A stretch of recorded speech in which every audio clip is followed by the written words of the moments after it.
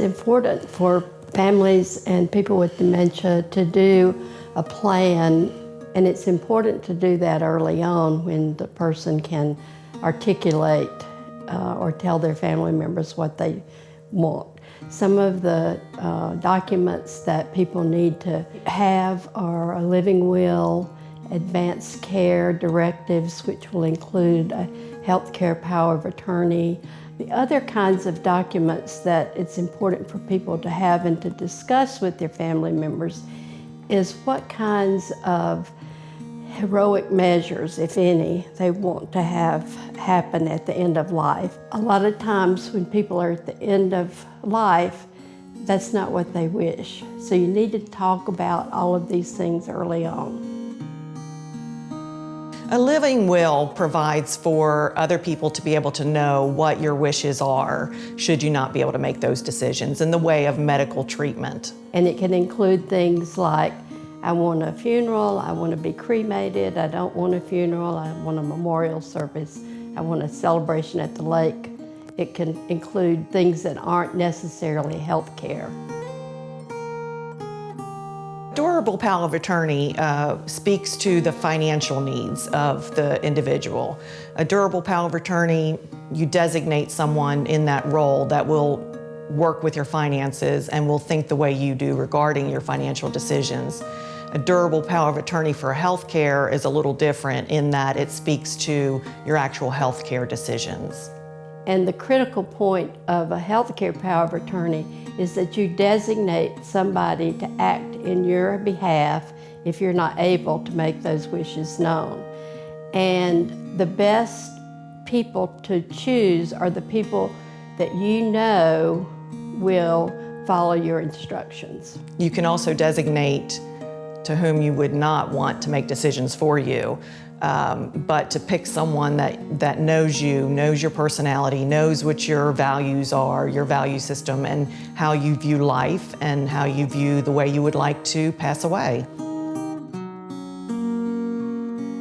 DNR is that do not resuscitate. It's an order written by a physician, and it speaks to healthcare providers. So if you've got a do not resuscitate order, that automatically tells healthcare professionals, whether it be an ambulance driver or a medical personnel in the hospital, it speaks to them directly as to what your wishes are at the end of life. Do not resuscitate means that they would not provide aggressive resuscitation should you stop breathing.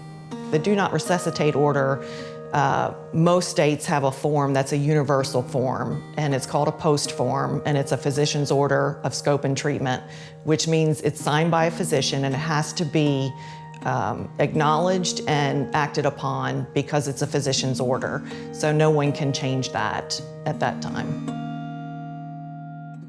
Hospice care. Hospice care is for someone at the end of life that has a prognosis that they're at the end stage of their life. It means that you're not really wanting aggressive treatment or heroic measures. You're wanting to be comfortable. Another option is palliative care. Palliative care is different from hospice care in that it doesn't matter the stage of the disease. It's always an option to have more of a comfortable process in the medical decision making rather than heroic or aggressive measures. And it can be brought in at any time during the disease, whereas hospice is end of life stage. A palliative care team usually starts out when somebody's in the hospital, and they manage everything about their care. They coordinate it because our healthcare system is very siloed. The heart doctor looks at the heart and the lung doctor, but a palliative care team looks at everything. And it includes physicians, nurses, chaplain, social workers. They look at the whole person and are there to support them and their families.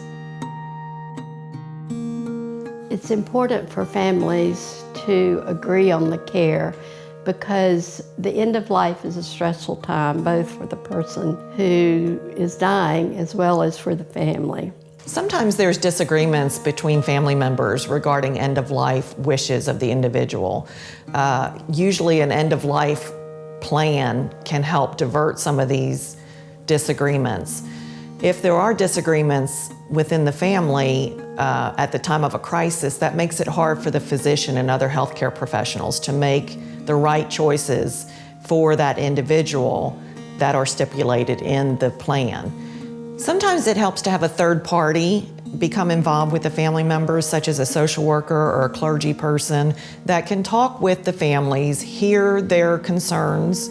There's lots of times there's fears, concerns behind the decisions that they're trying to make.